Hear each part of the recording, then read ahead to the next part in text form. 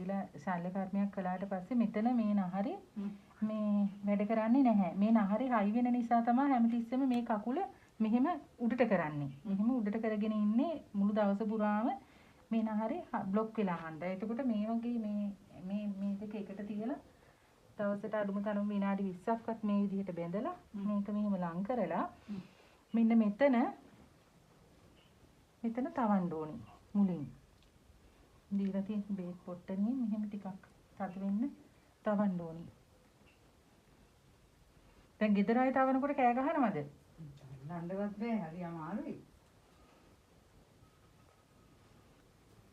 ඔව් දිනන පාන. ඔළුව කැරකිලා නේ හැරෙන්නේ චූට්ට. ඔව් ඔළුවත් ගාන තියාගන්න ඕනේ. මෙහෙම හොඳට රස්නෙට තවන්න ඕනේ.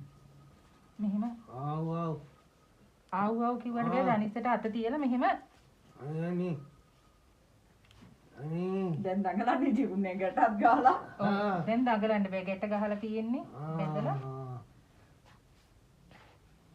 තිබින්දුව කැටට ඒකන කොට වැඩි බෑ. ඇස් ටික පියාගන්න. පියානේ. ඇස් ටික පියාගන්න. රාතට ඊට පස්සේ යන්නේ. හරි විතරයි. මේ විදිහට ඉස්සෙල්ලා මෙතන තවාගෙන තමයි දැන් ඔළුව පල්ලෙහාට ගිහිල්ලා වැඩි වෙයි. වැඩිද? එතනත් අපි හදමු මේ විදිහට. හරි. කොහොමද තියන්නේ වෙ? මේ ඔළුව මේ පැත්තට හැරිලා. චුට්ටක් උඩට ඇවිල්ලා වගේ න්යානේ. ඔව් ඔව්.